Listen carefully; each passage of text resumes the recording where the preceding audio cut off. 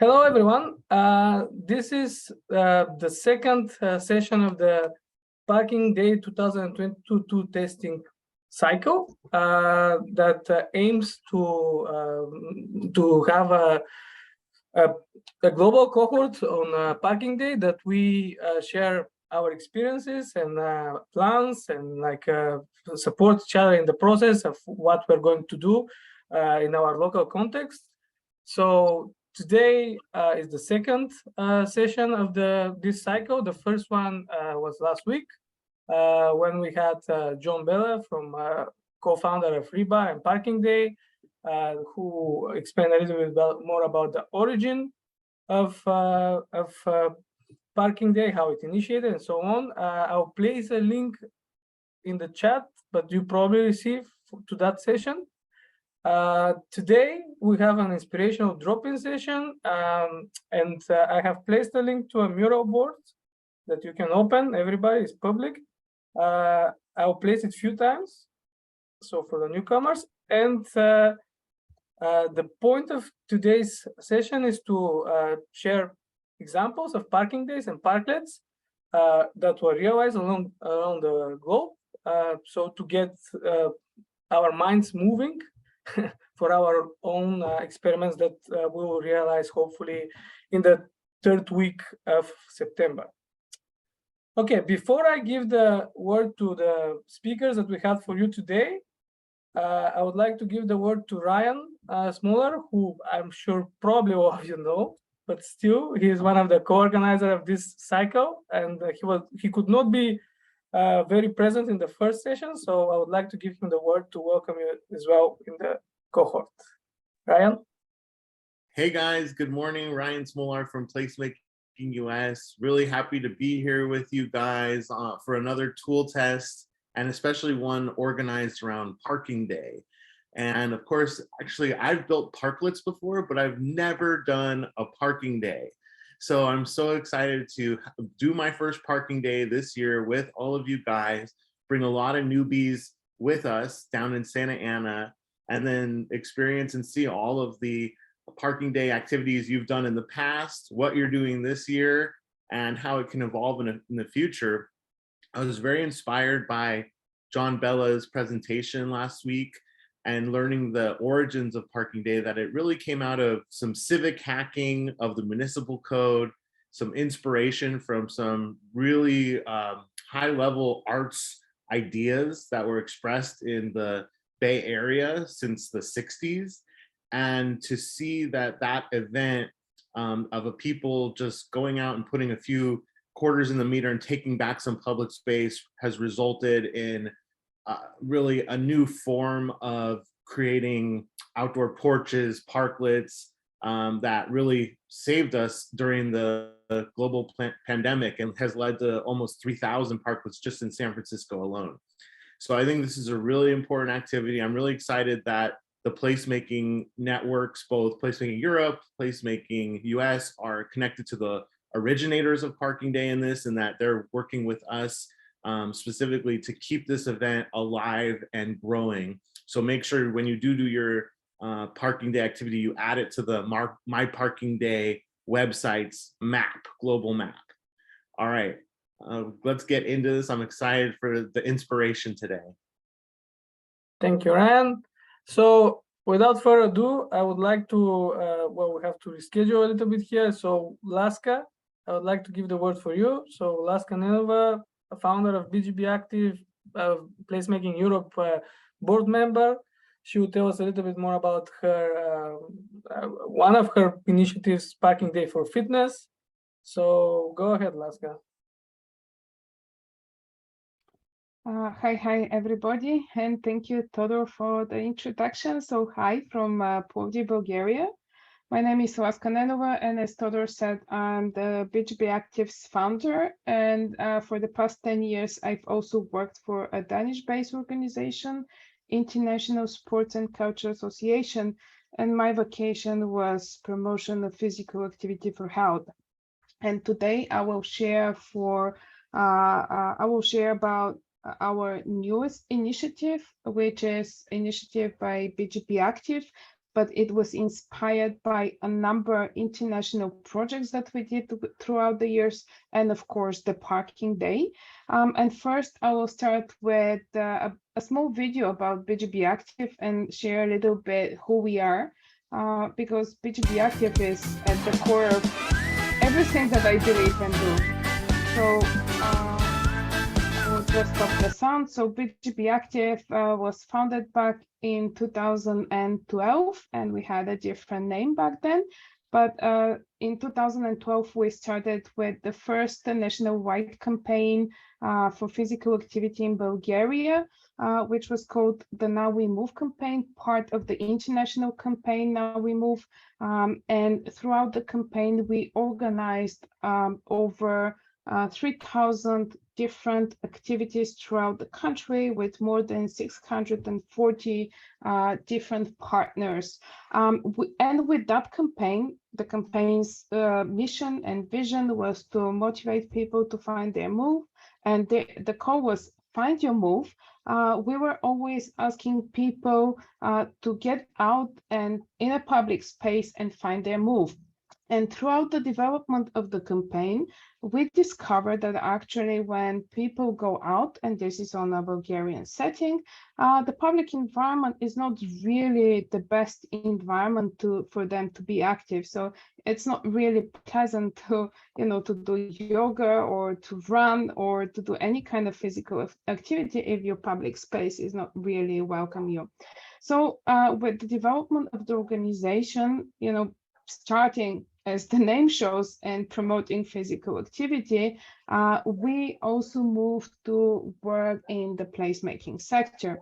And in 2017, and this is how I know Todor, we came up with a different idea, which was called the spot. And the idea was based on the notion that in many cities, in many smaller urbanized areas, there's no really opportunity for people to be active. And we focused to create places and spaces for young people to be active, but we didn't want to create them in a way that, okay, we think that you need a space and you need to be active. So this is, what you get, this is the equipment, this is the park, but we started working back then in 2017 with the tools and the ideas of placemaking. And this is how we also started introducing placemaking in Bulgaria. And I have 7 minutes, so I need to be fast. But with the different projects, the different activities, and the different learnings that we did, we started realizing that we create spaces and places, and we work with the community. But often we also not often, but always we need to work with the municipalities. And it's very important to find the right way to show the municipalities in Bulgaria and to show the communities, the physical call to action or the physical mission that we want to achieve. So if we want to say, find your move, we are trying to give opportunities to find their move to people, so they through free events, through organizing mass events, through organizing small communities events. And when we say that public space matters when it comes to one's motivation to physical activity, we started organizing these smaller activations like pop-up fitness park, like bigger events, open streets days, and you see some of the pictures here. We started organizing those events also to start advocating, to start raising the voice and showing the need for more public spaces for physical activity in our cities. And back in 2020, it was the first year that we tried Parking Day, and we had one event that we organized, and with the European Capital of Culture, and back then with a partner from Bulgaria, and we focused our Parking Day speaking and promoting the attitude and the notion of citizens, how they relate with their public environment. So it was very much about environmental protection, about littering prevention, about engaging people in different environmental protection activities. And then also we tried the Open Streets Day, also taking inspiration from other international events. And we closed one of the boulevards of our city, where we opened the street for different activities and for people. And based on these different activities, different interventions, different learnings throughout the years, back in 2021, we decided that we will go with the idea combining our physical activity expertise and our placemaking expertise already as an organization, working quite a lot in the sector, learning quite a lot in the sector, and having quite a lot of mistakes that we can, try to prevent other organizations to do. We came up with the idea of Parking Day, but dedicated to fitness. And Parking Day for Fitness is exactly that. We built on the concept of LeJobart, of the Parking Day, but we ask our partners and everybody that organizes Parking Day to focus their parking spot or their intervention to show to the public, to show to the community, to show to city managements that public spaces could be actually used also for physical activity. And the mission is to draw the attention to the many untapped possibilities that our cities offer to physical activity. And one of the objectives of the Parking Day for Fitness is that, again, from the learnings that we have, is that placemaking is quite close to, let's say, to the community groups, to the activists, to the environment, to the design sector.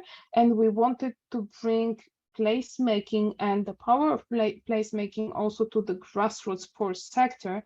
So quite important group and quite important message for us is to translate placemaking for non-architects, for non-urbanists, and for people who are very good in doing physical activity programming, but probably lack the capacity in understanding how the urban planning and the city operates on a larger scale. I will show a small video. This is the Parking Day for Fitness test that we did in Plovdiv, Bulgaria, my city, where I'm best at and the activists based at.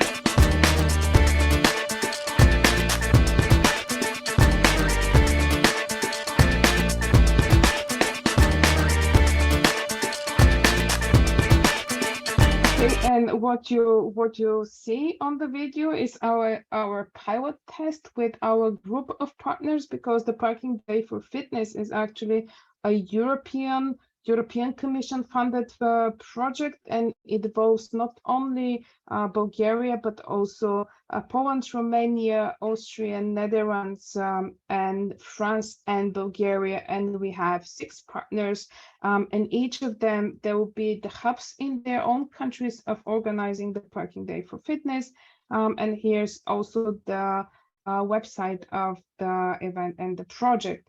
So with the Parking Day for Fitness, because it really builds on different experience and it builds on the concept of the Parking Day, what we wanted to do is to make sure that all the resources, the menu, and the different capacities and knowledge for the partners is also accessible for everybody that wants to organize and do parking day, and hopefully they decide to organize it with the focus of fitness and promoting physical activity.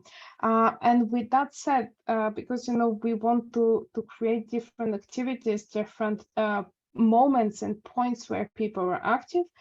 With the parking day, we also offer that the different organizers, this is at least for the grassroots sports sector that we are aiming at, also organize a multi-sport flagship event where the parking sports are the focal points where we offer different activities, but also the partners close the street for cars and open it for people, organize different activities and gather as many people as possible, so we also motivate them to find their move.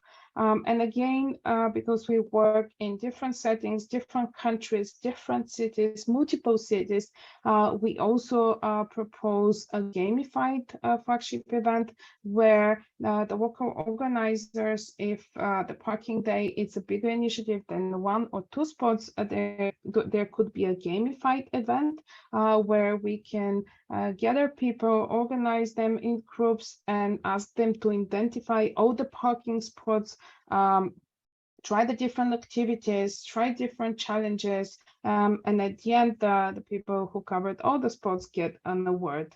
And just before I close, again, the parking day for fitness.bgbactive.org website is open, is free for everybody to participate. We offer a huge amount of resources, from flags to printers to stickers to social media promotion, and also together with Placemaking Europe, which are the expert partners for the project, we designed a manual, and the manual contains different inspirational activities, and also in the manual detailed explanation how to create your parking spot.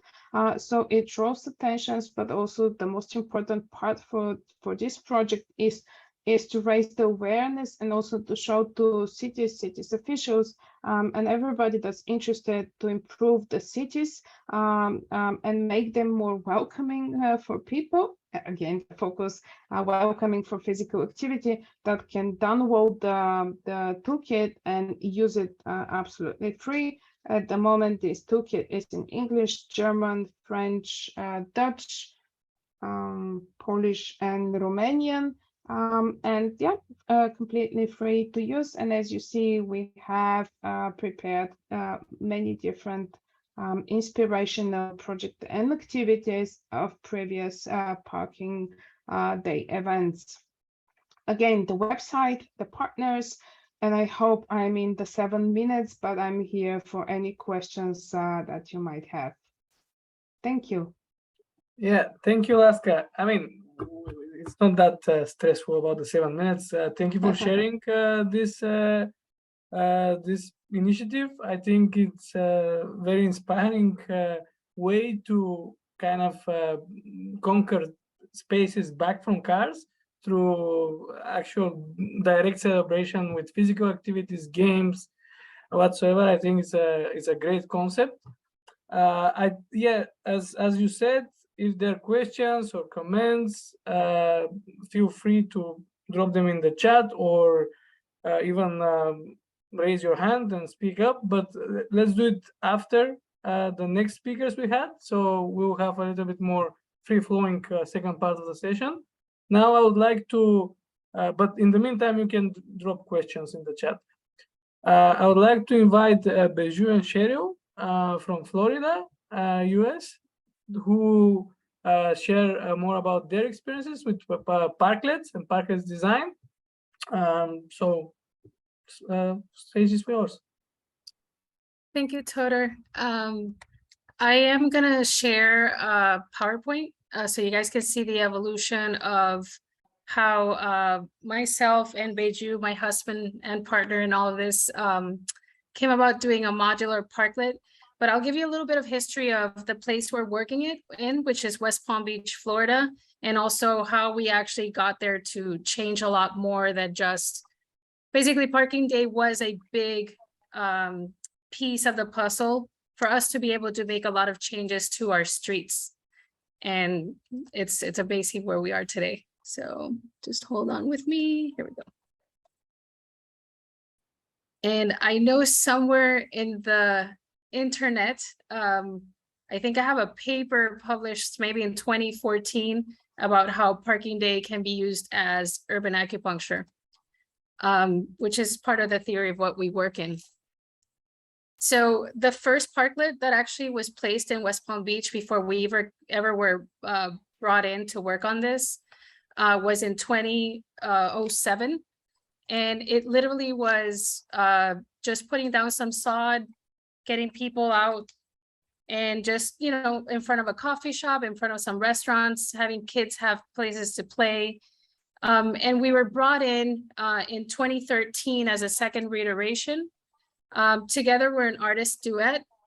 We facilitate social and physical changes through regeneration art, like art. We try to use these urban acupuncture projects to catalyze something bigger. And we also think about how we are sort of translators between what the people want in the city and what city like officials can or cannot do. So this is 2013, we took over 5 parking spaces. And the big test here was not just the different things you can do in these 5 spaces. One was like full of a garden. The other one had some screens where you can make art. The third one had like different games for children. But one of the most important pieces, I would say, is a design that was fabricated by my husband to actually make an extension of the sidewalk with a modular parklet. And the idea is, how could we then make this one little parklet piece potentially be multiplied by many more? We partnered with FAU back then, the local university, and also the Downtown Development Authority in West Palm Beach. We also brought some funky upcycle furniture. We used things as plants to make the edging, and this was all borrowed by a shop nearby that sells plants. So everything is either borrowed or just done very on the cheap with pallet wood. These screens were used to make artwork, like instead of a mural, this is where you could express yourself with spray paint. And one of also the big deal of having the university on board back then was to have them measure how many people came through that day, how many people are doing stationary activity. So we almost used it as like a little lab to then be able to go back to City Hall and say, hey, what if we did extension of the sidewalk? What if we change our city to something else? And again, this is a big indicator of success as well, just with the anecdote and the picture of having children that are playing there during the day and at night without a big barricade between the street and the sidewalk. And also calling the newspaper and getting them to write articles and put us on video on YouTube as well. And I'm just gonna stop a second. I wanna share a video so that Beju can also express a little bit on, this is just, sorry, that's an older one. And YouTube is also your friend. YouTube will always be able to express, like in video form for perpetuity, like what actually it happened that day. So here is just a video made by Beju, and Beju, you can comment on it as it's going on. So this is the video I took on our first intervention. It was 2013, and I'm showing the basics of the assembly of the parklet, which we later called street balcony because of ease of. Yeah. City will explain that. Yes. So yes, we had several different activities. It was sponsored by the local university and also by local businesses who either had their own displays, with publicity, or that funded the event. So here, I'm going back and forth showing the entire space, which with Sherry was mentioning, we had painting stations where we were able to change the screen once it was completely covered. We quickly were able to change it. And at night, we even had kids playing. This, to me, was the best proof of the efficiency of the parklet, that parents would allow their kids to use it. And we also had music playing, and it went through the night. We ended up very late at night and quite tired. And then, Sherry, I guess you're going to show the second video. Yes, this is the second year that we did it. And the reason I want to show this video is to demonstrate how it was fairly easy to build something that was installed in 20 minutes by one person. And all it took, this is in our front yard, for a matter of, taking the video comfortably. But as you see, I had several elements put together. They all locked into each other, as Lego would do. And so in facing the street, because we had to obviously protect, the engineers, imposed upon us to protect the people from the traffic, which was one big issue. Then we so this yes, all these elements. The video is kind of slow. All these elements where is it me or is it It's the video? buffering. It's buffering. Okay. Keep going. Okay. All right. So the elements that you see standing were either to protect people or to use as planters. Actually, each one of them was used as a planter. And as you can see, they all interlock, and all it took was one mallet to assemble everything. As you will you will see now, this is the final setting on one side, where you see on the right side, there are cables. And whoops, the camera fell, but it came back. The cables were meant to lock everything together. And as you will see in the final stage, right, no, I think it's the next video. I mean, the next seconds. Yes, here are the cables. And they all went around the construction. And here is the final key that locked everything together. The cables are then fully stretched. And these are the two pieces that actually secure the whole construction. And I tell you, these ended up being in place for 6 months because the city enjoyed them so much that they requested that we keep them.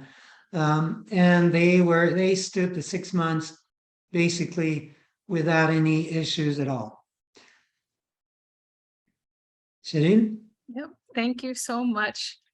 And yeah, I wanted just to show that, the evolution of like going from just the sod to then thinking about extending the sidewalk the first year with just putting this quick modular thing together.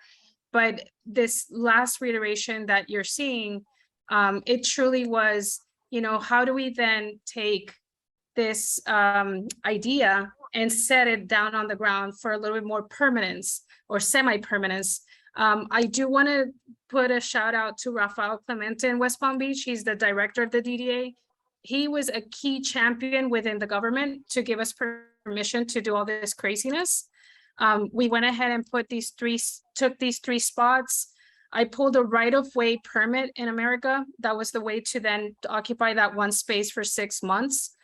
You can do that when you do construction. You're basically bagging a meter for long-term, and we draw the diagram, submitted it just like a plan, built it out, how Beju showed, and really, oops, sorry. Then these are like now put in place and being used, again, doing some measurements. We also went ahead and like stretched a little bit the envelope by instead of putting yellow bollards, which were necessary, we went ahead and put a doodali, which is these humanoid figures that you see in the back. Let me get another one here. Oops. No, I guess that's the only one. But he's put in place so that his hand is sticking out to where when the car comes, if it budges around, you can feel it. And so it's kind of saying like, stay off the parklet, and it's a piece of art instead of using a bollard. So the city went ahead and made a parklet ordinance. It did not work for many years. It was over-engineered. We still made the push for more sidewalks. What did happen is that Main Street went curbless. So today there is no curbs on Main Street. This was like the biggest win. And then from there, when COVID hit, we actually were able to do parklets and sidewalk cafe city extensions throughout this whole area without any issues. So something like parking day, I have to say, can take you to a level of like fighting for these bigger projects. And from here, again, we always study the quantities. And now in 2022, after all these years, we're rewriting the ordinance so that we actually can do parklets like we used to in that first study. So I just wanted to, again, share that evolution of how far we can go with something like that. And that's it for us. So thank you. That's amazing.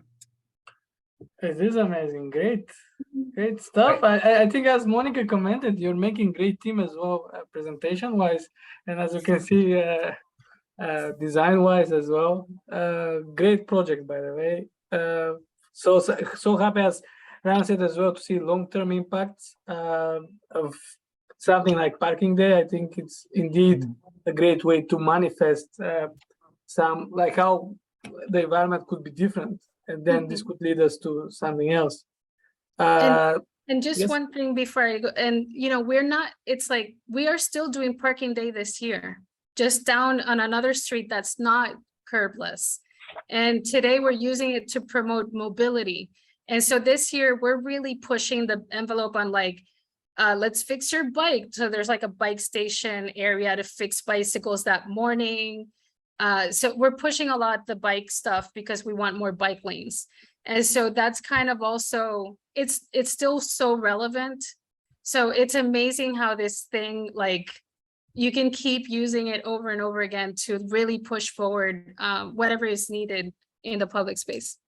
I would add that it is definitely urban acupuncture, where the whole idea of urban acupuncture obviously is to, as is acupuncture, you find a place, a spot that needs care, and you set the pin in that very strategic spot, and in the hopes that the effect of your activity will radiate and heal its surrounding. And through through parking day, which started our business, basically, we were able to extend, and the city understood the benefits of, as Sherry demonstrated, understood the benefits of our project.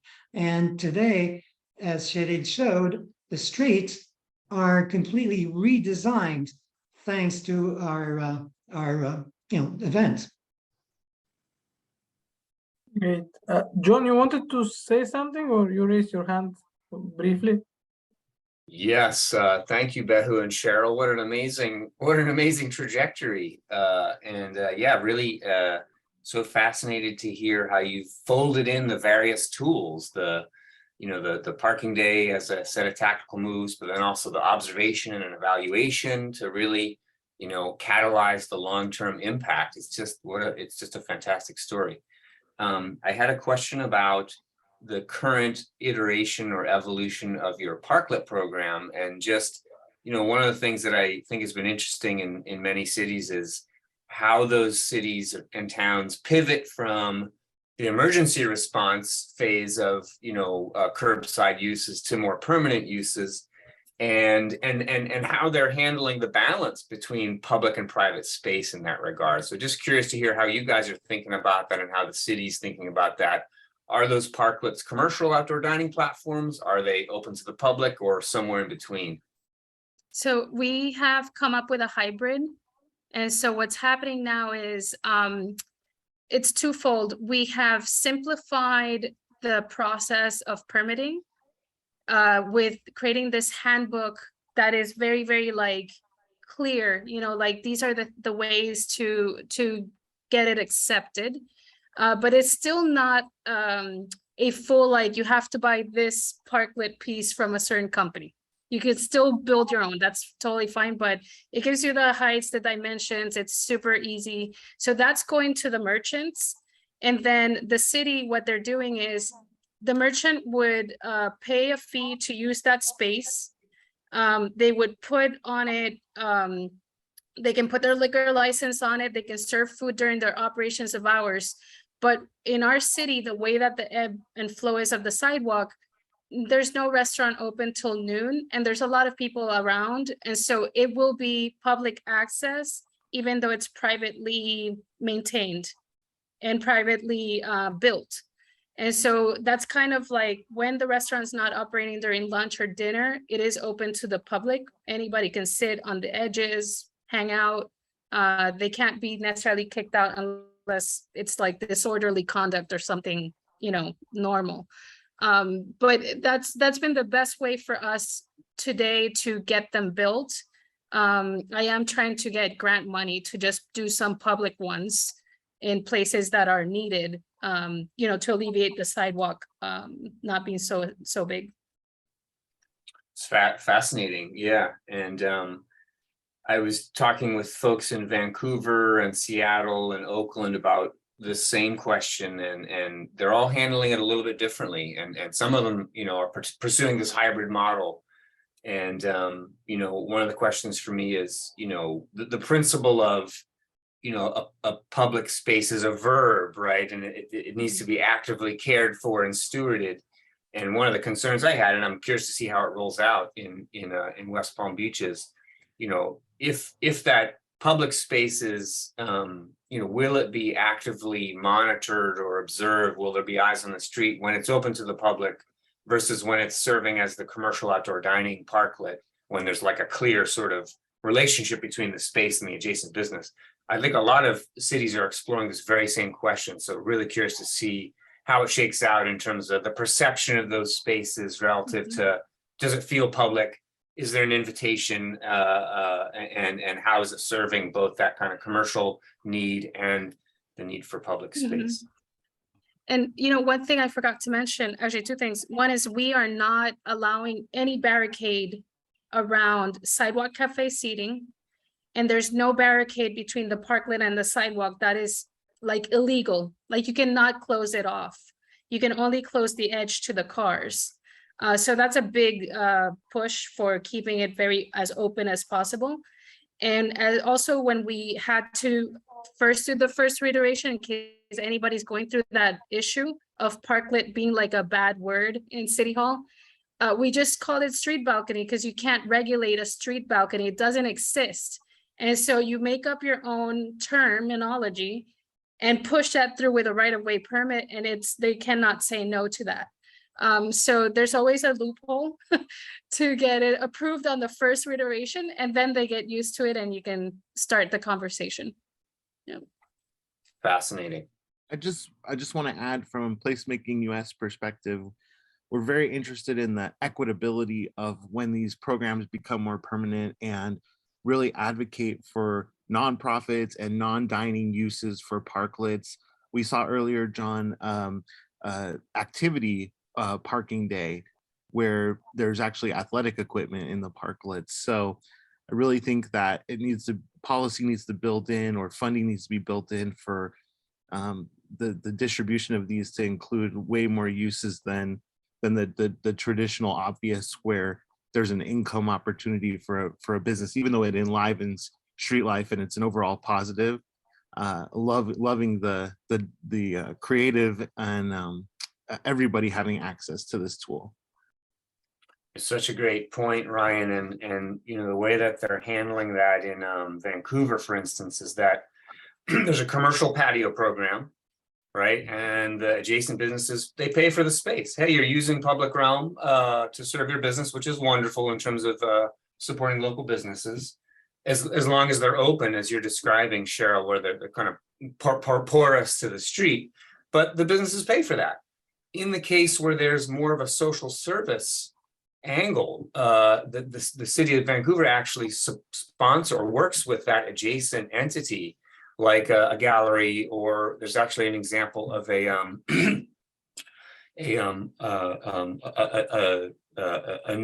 needle or a safe injection site, which is sponsored by an adjacent steward, and the city of Vancouver is working directly with them. So there's a category of social service parklet, which is fulfilling that kind of unmet public space need. Then there's a category of what they're calling patios. It's a different term, and it's the kind of commercial version. And so they've set up these two kind of parallel paths. One is more social service oriented, where there's an unmet need, and the other is the commercial patio option. And the permit costs are very, very different. So the patio program you pay for, the parklet program, the public parklet program, there's no permit fees, and actually there's quite a bit of city support there. And what they're finding there is that as a civilian, as a pedestrian, you have a choice. It's like, okay, I can walk down the street and I can sit down and have have dinner at a lovely outdoor patio, or I can grab coffee or ice cream and sit in a public space with my friends that's sponsored by the adjacent, either by the city or by a business that has a compatible business model like takeout or coffee. And that seems to be a nice balance in terms of the pedestrian experience of, I have a choice between a commercial space, but there's always a public space, free seating option as well. Actually, I wanted to add on to this discussion a little bit as well. It's kind of a question to Beju and Sherryl, because John commented earlier about the idea of eyes on the street and who is taking care of, like, if there is if it's not private maintained parklet. I was wondering, how do you select the spaces, for example, where you want to make your intervention? Is it something that it's open to, like, people ask for it, or you just follow where it's needed in terms of activities and this and that? Like, how do you do that? Yeah, the first year was we just put out like a request, like who was interested. And we were fortunate that like there were about 3 businesses together that was like, oh, we will help. They gave us permission basically to take away their parking spots, because it was a very busy place and we wanted to be visible. So we asked the whole main street, and they were the ones who raised their hands, and we were able to do that that first year. The second year we put out a call to see who was interested. And I didn't put all the pictures out, but what was interesting was we had a very, very busy taqueria that was like, I really want to try this in front of my restaurant. There was another spot that was like a cafe that only opens, I think, for breakfast and lunch, and then it closes the rest of the day. So we could observe how it was used during the day after the business was gone. And then the third one was more of a dinner nightclub that was way off the beaten path. And so we were looking at 3 different scenarios in the city. And I say the third one was where like very, very little people go through that area. So we were exploring, like most busiest to the least busiest, and then these hybrid hours, let's put it that way. But today, anybody can apply. Anybody will be able to apply, and it's up to 50% of the city block can be turned into a parklet area. Yeah, great. And I think I'm obliged also to, like, in the chat, we got, a question to you from Reugen. I hope I'm not doing terrible job there with the pronunciation, but it's technical. But did you follow active design guidelines to launch your project? And are there physical design guidelines that you look while you're on this project? Or I would add a little bit more, or you found your own way and kind of worked with the city to make actually guidelines for that? So we looked at many different city guidelines first to kind of orient ourselves, and then we picked a little bit of the best of things. The main thing with the platform was like anybody can can go on it. You know, it is done as like in what we call the American Disability Act. Like you can roll with a wheelchair, there's no gap. We were very careful about all these things. And in terms of today, there is a formula for the sidewalk cafe seating and parklets. I think it's like 5% of the seating has to be accessible, and so on. So yeah, it's evolved quite a bit. I hope that answers. As far as the the technical, the construction of the and the design of the street balcony.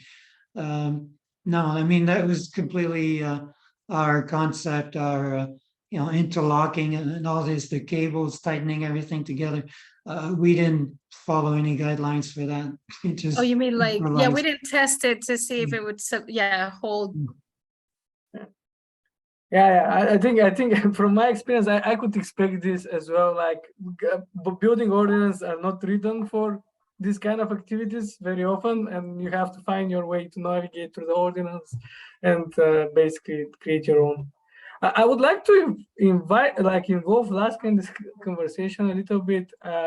Like, do you imagine that the packing day for fitness could grow in something like that? And then let's say kind of outdoor gyms or exercise locations or gaming locations can like start popping out the same way parklets kind of did. I would say I think that in No, were you it was talking for to me? Alaska. No, it's for. Oh, I'm sorry. Yeah. This is a great question, Todor. I was thinking the same because just listening to the previous presentation and how from a very tactical intervention, there's a long-term also impact and the continuation. I think that the longer goal for us and the parking day for fitness, again, building from a very particular national experience where, we have completely different way of working with the municipalities and also getting the permissions. I think in the future, this is the goal. And I think for some of the countries participating in the event like Romania and Poland, the event and the intervention, I tend not to call it event, the intervention is one step forward to tighten the relationship with the municipality and to advocate for more public spaces for physical activity. This is valid for Poland and for Romania with very good examples, and of course our French partner. But the first step is again to involve the grassroots sports sector. And as you know, Todor, and also Ryan, in my role as a Placemaking Europe board member, I try to bring placemaking to the grassroots sports sector, so the sports people. So one step at a time, we start first with the activities, with the attention, getting the municipal officials in our court, let's say that, and then we continue further developing the project. And I would like to mention again, towards your question, there's another project again with Placemaking Europe, and again with grassroots sports organization, where we developed the placemaking for active recreation approach, again very much dedicated to giving the tools, even the talking points to the grassroots sports organizers, how they speak with the municipality. So there's more investment in parks, more investment is happening. So calming of streets is happening, closing of streets for cars is happening. So it's all connected, but we work with more different tools for that one. Thank you for the question. Yeah, I think it's great. I think from in both lines, and I think this could be a good transition to give the word a little bit to John again, is that how we think in this way about parking day in general now that it's not only this experiment there, but it's part of a bigger picture, and then it could be used as a tool to basically transform the way our cities look like on a big scale, going to a guidelines of municipalities, making space for this kind of activities and interventions to become more systematic. And I think maybe here, John, I want to give the word for you. I mean, it's interesting also for everybody to hear from you, either if you want to show some examples, but only like say a few more words about, did you sense this transition, how Parking Day became more and more towards a tool that could be used also about strategic kind of change of guidelines and so on? I mean, you had it in the beginning, I guess, but still. Is that a question for me? It's kind of a transition to you. I would like you to comment on this. Yeah. Well, as I mentioned last time, so Parking Day was really a guerrilla art project, very much focused on the tactic. But after several years of evolution and growing to become a global phenomena, the city of San Francisco reached out to us and said, hey, we want to try to make a more semi-permanent version of this. And that was really the first version of the piloting the parklet program. And then really it was the city of San Francisco and Public Works, SFMTA, and the mayor's office that really navigated that complex process of making a permit instrument, which has now resulted in the parklet model being used globally. I think but one of the things that we strongly advocated for as Rebar, as the kind of, guerrilla art instigators, was that parklets should be public space, and that, if you're going to utilize public right of way, yes, of course, it's better than storing cars there, but there should be some kind of invitation for public use there. And that's really evolved differently in many cities. Some cities have taken a more commercial use in terms of curb lane uses. Others are focused more on public space, but it's always this delicate balance. Where do you get the resources to really operate and maintain a space? Can you leverage the kind of public-private partnership where you've got people very willing, to invest time and energy into public realm for something, particularly if it's kind of supporting of their adjacent business, but they're also willing to do it if there's this invitation or this idea that the notion is that it's also an act of generosity, and there should be some kind of public invitation there. I did want to just quickly share the Vancouver case study, which I think is quite interesting. Couple interesting lessons there. Is it okay if I share screen for a sec? Do people still have time for this? Yeah, please do. Yeah, okay. Okay. So can folks see my screen? Yes. Okay, so this is the city of Vancouver. They started a parklet program in 2013. Quite a bit of a different model in Vancouver, where rather than having the adjacent sponsor design and build the parklet, actually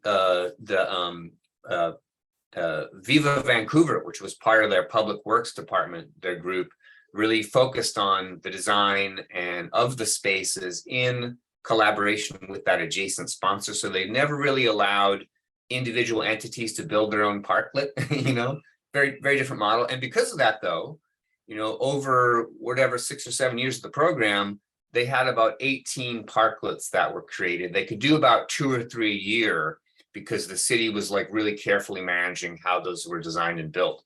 Benefit was that you had a very high quality intervention in the curb lane. Downside is that less participation, because you weren't sort of opening it up to the more user-generated model where you can really try a lot of different things in that open space. During the pandemic, of course, and actually there were some really great examples partnering with local design firms, getting pro bono design work from interested, design firms who really wanted to get a chance to express something in the public realm, in public space. Again, this idea of an act of generosity or an offering. During the pandemic, of course, Vancouver instituted a temporary patio program, and it exploded. Overnight, there was something like 400 of these temporary patios. And those took a lot of different shapes and forms, from very informal and scrappy to slightly more formalized, and a variety of types of spaces. Again, really the user-generated model really coming to the forefront in this case.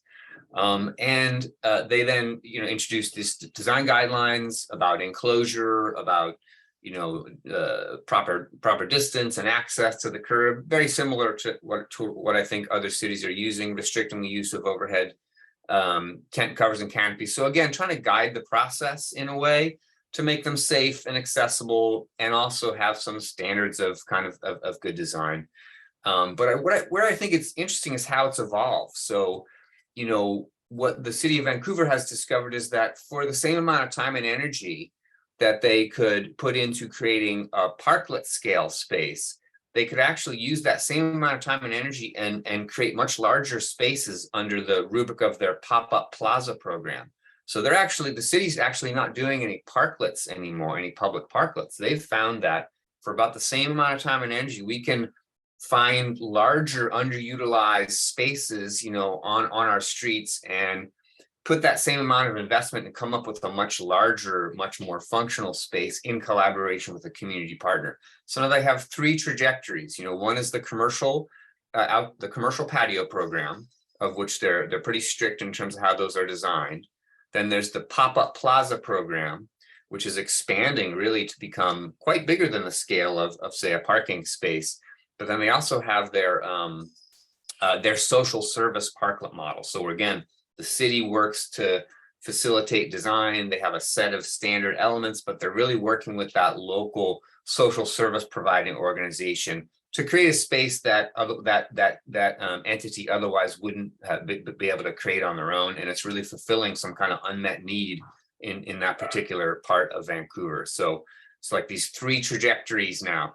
They're actually now thinking of introducing a more user-generated parklet model where this project sponsor would build it, which is more similar to what you're doing in West Palm Beach and or San Francisco or other places. So again, it's such an interesting dynamic between the sort of role of the municipality, the role of the individual, activists in terms of shaping and creating those public spaces. But I guess to your original question, Todor, I'm amazed that Parking Day continues to be useful as a tool, but it's, every town, every city's in a different stage of their evolution in terms of safer, greener, more equitable streets, and Parking Day continues to be a tool of advocacy and testing ideas in a really powerful way that we've never anticipated.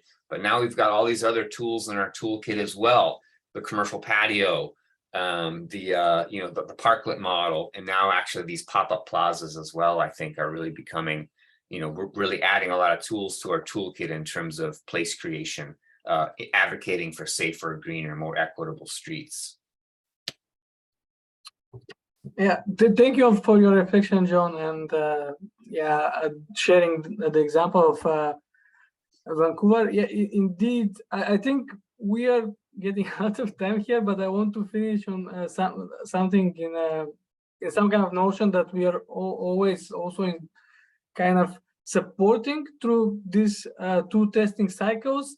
Of course, for whoever watches that, it is, we're speaking about very big strategic way of thinking about all of these interventions, and it is good to think that way, but it also really, you have to start from somewhere. So part of this cycle is also to be brave and don't get discouraged that there are these amazing things that are already happening in Vancouver or in Florida or somewhere else, and oh no, I'm so behind in my context with this.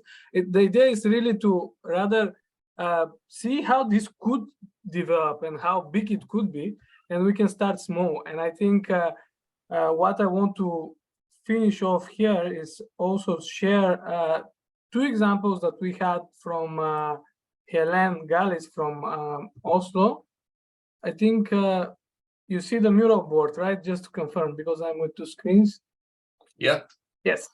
Okay. So, these are very small, very light things that they did a few years back. For example, she asked me to share this, and I think it's a great example of how you don't need to be, it's something that it could be very easily prepared and still being very meaningful. They did this exercise that they brought constructors and they invited citizens and kids in a parking spot for a day to just have a workshop on how they would like their neighborhood or city to look like. So then really to get engaged with the locals and actually think about not only these parking spaces, but using them as to think about how they can change their neighborhood or how it could be. And there is another very simple kind of guerrilla intervention that, let me see, there is a video here that was organized again in Oslo some years back. Let me stop the sound, probably to be very loud, just to show you a glimpse that that they basically did this garden and they move all around. This already 10 years ago, so it's quite some time ago, but they just really to go around for a few weeks. Actually, this was not especially for parking day, but they were parking this trailer garden in different places around the city, and the idea was really about creating awareness about the carbon footprint that we have in cities today, and so on. And this initiative continued for a few years actually, which and they had few trailers and so on. But yeah, I mean, you got the idea. The point here is like it's really that we can really start small, and I think with something very simple and easily to be made, you still can create an initiative in your own local context, and that's what we're looking for. And in the next session, we are going to speak a little bit more about that as well. It will be a little bit more informal. Next Friday we'll gather again. Well, not that this is very formal, but still we will speak about what we are intending to do during this year's parking day, and basically support each other, give feedback. Even if you have a very clear idea what you want to do, you can present. If you don't have a clear idea, you can still speak about what is your challenge, and like folks that will join will give you ideas. About this session, all of the examples that were presented will be added here in this common mural that I'll place again. If you're if you're watching this video and you're not part of the global cohort yet, I think get in touch, sign up, and you'll get the link to the mural. But basically, in this mural, we'll collect more ideas, and then we'll share more experiences about what we have done. And also, of course, there is a link to the Parking Day website, and this is another place that we invite you to register your project, so we can be part of the same community and keep moving this forward. So I think I don't know if somebody wants to have some message of some kind for the end, or should ask some last question. I'll stop sharing here. But so, Todor, did you say what is the next session about? Do we come with our ideas and present them to workshop on them together, or? Yes, the idea is, yes, sorry if it was not that clear. Thank you for asking for this, Ryan. So next Friday again, same time, wherever you are around the world, it will be different. It's different time zone, but same time as this. We'll get together and then we'll present more about what actually we'll do during the parking day this year. And it doesn't matter if you have a very clear idea of what you want to do. It will be just really open session that everybody can have the floor and speak a little bit more about what they want to do. And again, don't get scared. It's something that it could be very simple, and it's more really about the message behind and what you want to achieve. And then that's why we're part of a group that will try to help each other in this goal. So you're pitching your parking day project or showing your plans? Yeah, showing plans, like probably showing the location that you want to do it, having a little bit of a elaboration of what you want to achieve. You have a drawing or a picture or a collage or anything will work as long as you kind of manage to communicate. And again, it could not be, it is okay if it's still flexible and that you can adjust based on the comments and the feedback. In general, that's how we're doing it, and that's why we organize this session actually. Cool. Well, I'm Fantastic. really enjoying being part of this. I've already learned a lot about Parking Day, the history, and a deepening of the meaning of what this really what you found, which is this public space in the cracks that no one was really utilizing properly. And now we can liberate it, open it up, turn it into policy, turn it into permanent infrastructure through these simple actions on Parking Day all over the world. So I'm more excited than ever to be part of this. And I can't wait till the big weekend. Yay! Thank you all for Woohoo! joining. Yeah, thank you, Todor, Ryan. What a great session. And yeah, look forward to the next one. Thank you. Ciao. Bye, everybody. Keep in touch.